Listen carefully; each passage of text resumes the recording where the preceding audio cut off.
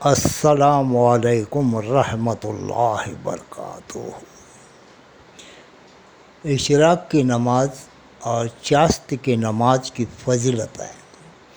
بسم اللہ الرحمن الرحیم۔ مختلف حدیثوں کے حوالے سے حضرت معاذ بن انس جہنی رضی اللہ تعالیٰ عنہ سے روایت ہے کہ رسول اللہ صلی اللہ علیہ وسلم نے ارشاد فرمایا، جو شخص فجر کی نماز سے فارغ ہو کر اسی جگہ بیٹھا رہتا ہے، خیر کے علاوہ کوئی بات نہیں کرتا، پھر 2 رکعت اشراق کی نماز پڑھتا ہے، اس کے گناہ معاف ہو جاتے ہیں، چاہے وہ سمندر کے جھاگ سے بھی زیادہ ہو۔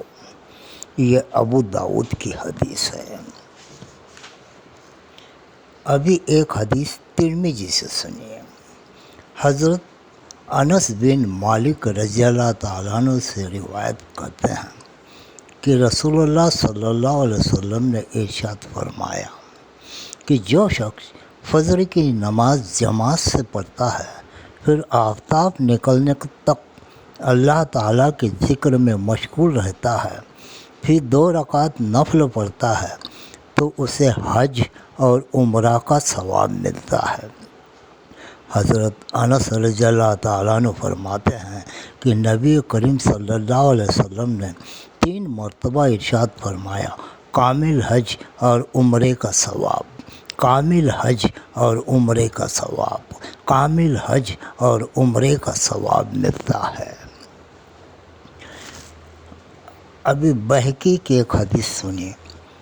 حضرت حسن بن علی رضی اللہ تعالیٰ عنہ سے نبی کریم صلی اللہ علیہ وسلم کا یہ ارشاد نقل کیا گیا ہے کہ جو شخص فجر کی نماز پڑھ کر سورج نکلنے تک اللہ تعالیٰ کا ذکر میں مشغول رہتا ہے، پھر 2 یا 4 رکعت اشراق کی نماز پڑھتا ہے، تو اس کی کھال کو دوزخ کی آگ نہ چھوئے گی۔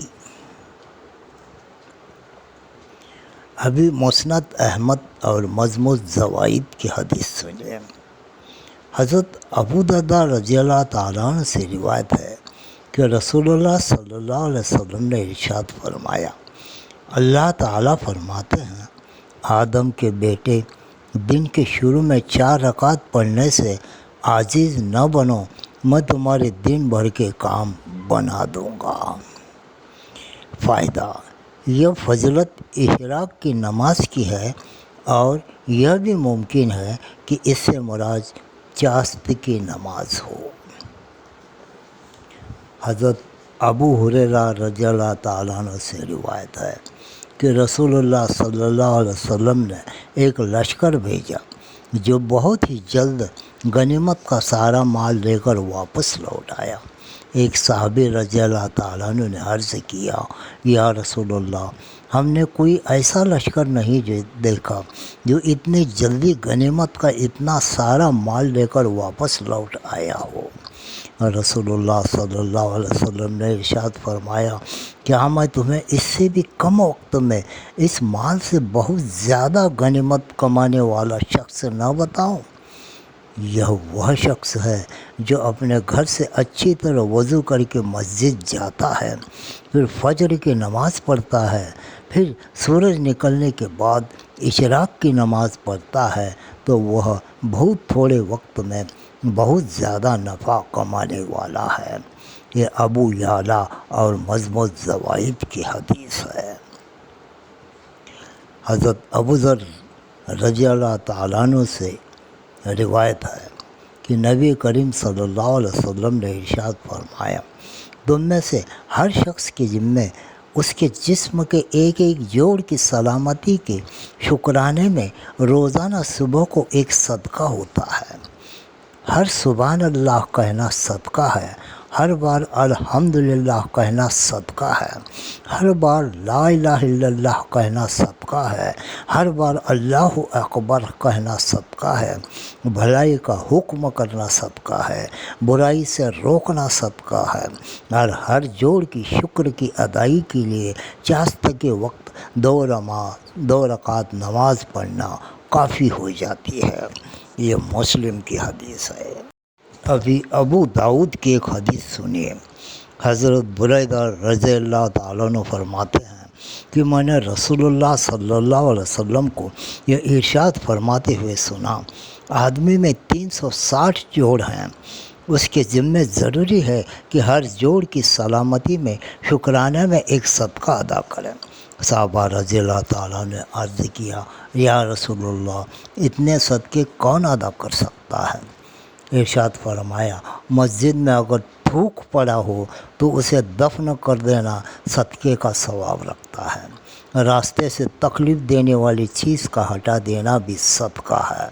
اگر ان عملوں کا موقع نہ ملے جو چاست کی 2 رکعت نماز پڑھنا، ان سب کے صدقوں کے بدلے تمہارے لیے کافی ہے۔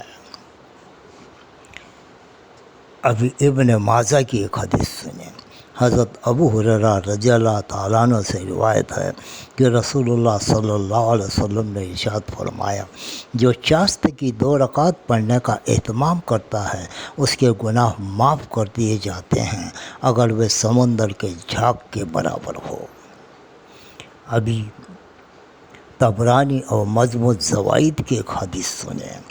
حضرت ابو درداء روایت کرتے ہیں کہ رسول اللہ صلی اللہ علیہ وسلم نے ارشاد فرمایا، جو شخص چاست کے 2 نفل پڑھتا ہے وہ اللہ تعالیٰ کی عبادت سے غافل رہنے والوں میں شمار نہیں ہوتا، جو 4 نفل پڑھتا ہے وہ عبادت گزاروں میں لکھا جاتا ہے، جو 6 نفل پڑھتا ہے اس کے اس دن کے کاموں میں مدد کی جاتی ہے، جو 8 نفل پڑھتا ہے اللہ تعالیٰ اسے فرما برداروں میں لکھ دیتے ہیں، اور جو 12 نفل پڑھتا ہے اللہ تعالیٰ اس کے لیے جنت میں محل بنا دیتے ہیں۔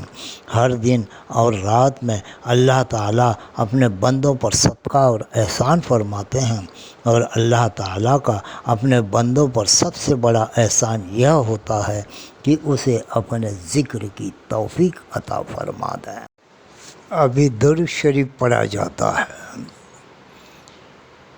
بسم اللہ الرحمن الرحیم، اللہم صلی علی سیدنا و مولانا محمد عدد ما فی علم اللہ صلوات دائمۃ بدوام ملک اللہ۔ ابھی دعا پڑھی جاتی ہے۔ بسم اللہ الرحمن الرحیم، سبحان اللہ و بحمدہ سبحان اللہ العظیم، سبحان الذی عدد ما خلق من شیء، سبحان اللہ و بحمدہ عدد خلقہ و رضا نفسہ و زینت عرشہ و میداد کلماتہ۔ اللہ تعالیٰ کی تسبیح ہے ان چیزوں کی تعداد کے برابر جسے اس کی کتاب نے شمار کیا ہے۔ اللہ تعالیٰ کی تسبیح ہے ان چیزوں کی تعداد کے برابر جو اس کی کتاب میں ہیں۔ اللہ تعالیٰ کی تسبیح ہے ان چیزوں کے تعداد کے برابر جسے اس کے مخلوق نے شمار کیا ہے۔ اللہ تعالیٰ کی تسبیح ہے آسمان اور زمین کے خلا کو بھر دینے کے برابر۔ اللہ تعالیٰ کی تسبیح ہے ہر چیز کے شمار کے برابر، اور اللہ تعالیٰ کی تسبیح ہے ہر چیز پر۔ اللہ تعالیٰ کی بڑائی ہے ان چیزوں کے برابر جسے اس کی کتاب نے شمار کیا ہے۔ اللہ تعالیٰ کی بڑائی ہے ان چیزوں کی تعداد کے برابر جو اس کی کتاب میں ہیں۔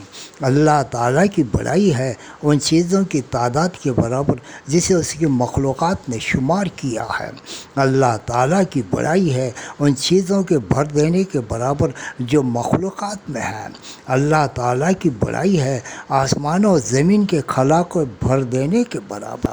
اللہ تعالیٰ کی بڑائی ہے ہر چیز کے شمار کے برابر، اور اللہ تعالیٰ کی بڑائی ہے ہر چیز پر۔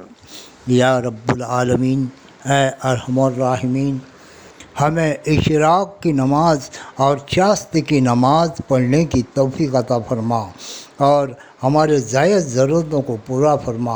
اے اللہ، ہم پر رحمتیں اور برکتیں، تیرا فضل، تیری ہدایت اور تیرا نور نازل فرما۔ ہمارا ایمان پہ خاتمہ کر اور تو اپنے نزدیکی لوگوں میں ہمیں شمار کر۔ اے اللہ، اے اشراق کی نماز اور چاشت کی نماز اس کے رحمت اور برکتوں سے تو ہم کو نواز دے۔ آمین ثم آمین۔ اللہ حافظ۔